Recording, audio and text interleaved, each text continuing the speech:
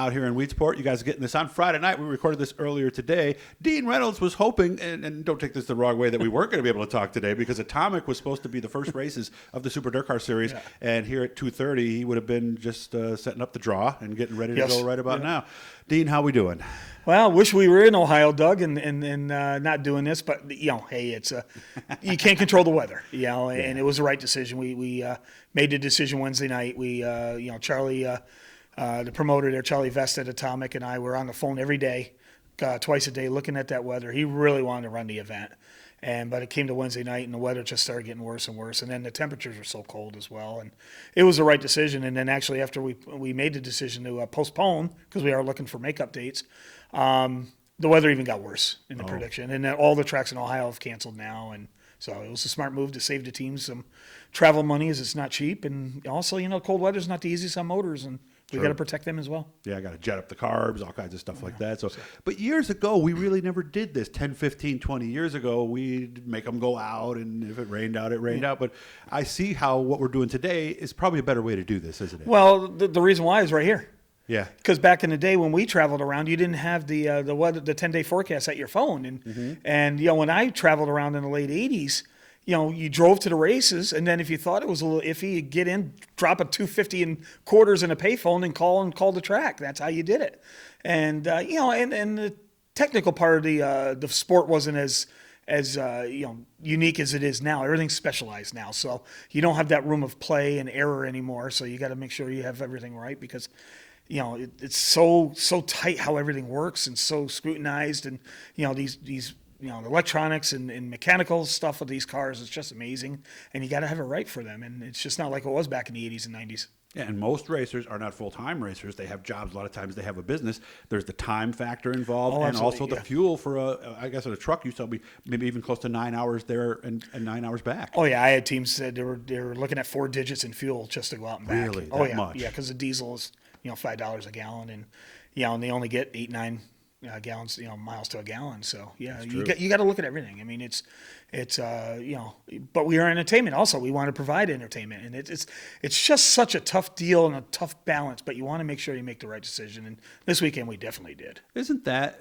with your job as director of DIRTcar Northeast, is that probably one of the most toughest decisions that you have to make, working with the promoter and then considering the teams and everything else? Oh, it always is. I mean, it's not really tough. It's just you want to make sure you did the right decision. I mean, there's been, I'm in 4 years now. There's been races that we did cancel early, and we probably could have got them in. But and there's races that we traveled out, and the weather said it was going to be good, and we got there, and we didn't get it in. But, the bottom line is, the promoter needs to make money. If they didn't make money, we're not coming back. But we also don't want the racers to lose a lot of money. I mean, this sport's very tough. Like you said, very few racers here in the Northeast make a living at doing this. It's still a hobby. Even though we got professional teams and everyone has professional teams, it's still a hobby for 98% of them. Yeah, I've seen ran on a 10% day, and I've raced on a day when it was 90%. So you just don't. Don't know. It's a lot easier when you're doing your local track and people only have to do a half hour down the road. But then you might take a chance. Yeah, when you got a 9 hour. But with the series, though, we got drivers in Vermont. We get drivers in Quebec. We got drivers come up from PA now. New Jersey. So, you got them from all over. And so each trip is going to be a long travel for somebody. That's true, no matter where you go. Yeah. This, by the way, Dean started working with ESS. He was vice president of that organization from 99 to 2021. Then he started this job in 2018. So for 3 seasons, there were races when you had 2 hats to wear. I can only imagine what that must have been like.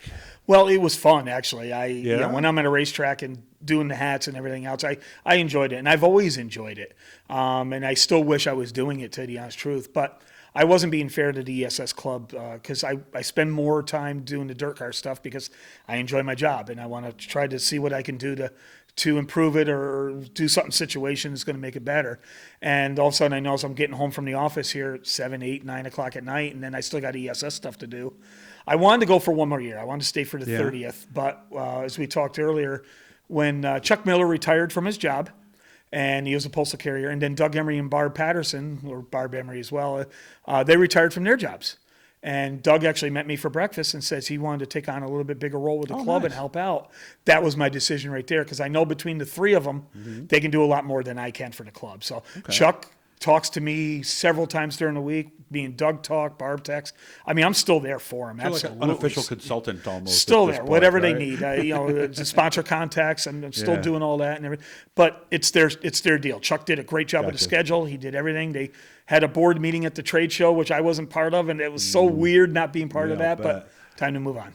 No, you're right. And Barb Patterson, by the way, in case you didn't know it, she was actually my youngest daughter's Spanish teacher at Liverpool Middle School. Yeah. So she finally retired. So I guess, if anything, the time was right now. Yeah. To do that. Instead of staying on for the 30th for selfish reasons, I wasn't doing the club any favors by doing that. And, I'll still be going to the races, but I'll probably have a beer in the hand instead.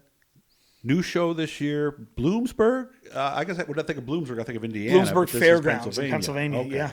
It's actually one of the biggest fairgrounds in PA, if not the biggest. Me and John Tiff actually went to the fair on the way down to Sillings Grove about 5-6 years ago, and we didn't believe how big it was. This is like New York State Fair. Yeah. And, they built a track last year. We were going to go last year, It's a but new we got deal rained out. altogether. Yeah. Okay. Oh, yeah. Yep. They built a track there right on the fairgrounds, and they had an existing half-mile track that they ran way back when with midgets and stuff like that, but they built a 3rd mile or 3/8 mile inside. And existing grandstands hold 6,000-7,000 covered grandstands. And Steve O'Neill's head of that project, who's the promoter of Port Royal, so it's in good hands. Port Royal, we would love to go to Port Royal, but there's just no room in the schedule. Yeah. I keep on bugging Steve every year, but he says, we'll have room for you at Bloomsburg. Let's go see what we can do at Bloomsburg. And we got rained out last year, and then this year, Big Diamond approached me, and he had open slots in the schedule, and the tracks are only 45 minutes apart. So we're pairing that up back to back. Yeah, so you go Big Diamond Makes on sense. Tuesday, Bloomsburg on Wednesday, and Thursday is actually a rain date for both. Oh, perfect. So, so again, like we said, a lot of our teams have some distance to travel. And, when you go outside the nucleus in New York, it's tough to do this schedule. We got Bridgeport in May, on May 3rd, I believe the date is. And I tried to back another show up with that, but couldn't quite really work out a deal there. And I've had other tracks, like Bob Miller at Grandview reached out to do a show, and New Egypt reached out. But I just couldn't find anything in the schedule to make them work. Because you want to showcase Super DIRTcar Series outside of our nucleus, but you don't want to spread it too thin. Exactly. And you don't want the teams to travel too much where eventually they decide they can't do this or drop off the tour. Because and you learned that from ESS. There's a lot of guys who don't follow it, but they might run a Patriot race at Canandaigua if it's closer, and they might run an ESS race at Fulton. It's just geography is geography, isn't it? Yeah, I actually take pride in scheduling because between ESS and DIRTcar, I was scheduling 90 races a year. Wow. And, but you want to make it good for the racers, you want to make it good for the fans, and you also want to make it good for the promoters. And people don't realize how many races I'll actually turn down or say, no, that date won't work. Because I've been around this game for 35 years, and I hope I know what does work for a schedule and what doesn't. Now, is it perfect? No. But scheduling is something I take a lot of pride in, spend a lot of time on. Yeah, a lot of phone conversations. Oh, absolutely. Yeah. And this thought just popped into my head. We only got maybe like under 2 minutes left. Did your time in sales help you with that aspect of the job? Calling up, hey, we're interested in bringing a series race. Because you got to close the sale, you got to close the deal. Are there some parallels there? Well, what I learned in the 11 years at AT&T and being the manager at the stores, everything, I thank God, because I didn't have any, was patience with the public. You realize everybody is different. Everybody is different. And you learn that now in the racing. I mean, I had it with ESS because I called all the promoters anyways. I think that was the main factor why I got chosen for the job, because I've already had relationships with the promoters.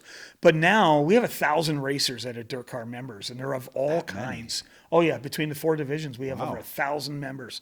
And you know what? Everyone's different. And I tell you, I enjoy people. I really do. And I learned that at AT&T. And you push them too much, and you push them away sometimes, right? Oh, there's so many different situations, and you got to, and they come at you different ways. But you got to handle yourself in the most professional manner you can. But I'll tell you what, I learned how to keep my cool and do that. And not that it's good, but I just didn't have. I had a temper coming out. I was a barroom fighter back in the day. I'd throw punches first and ask questions later. That's right. You can't do that now. I No, mean, not in this job. So, but I really enjoyed that 11 years. Well, hey, I wish you all the best. Things are going well here at the series. We're going to do a second one with Dean. We're going to get to know him a little bit more, and we'll do that one. I'll air that one at a later time. Hit the Blue E, guys. That'll subscribe you.